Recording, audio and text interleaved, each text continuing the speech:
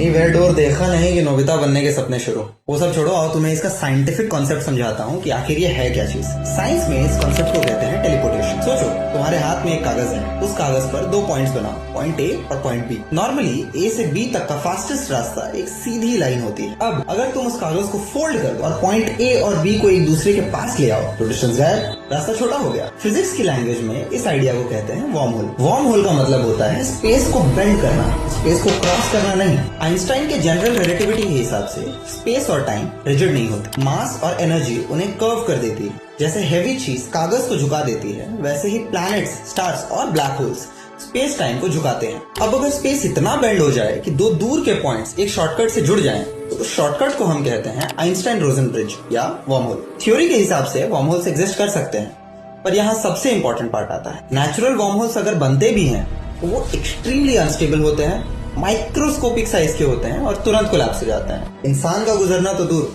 Light भी यहाँ से नहीं निकल पाती।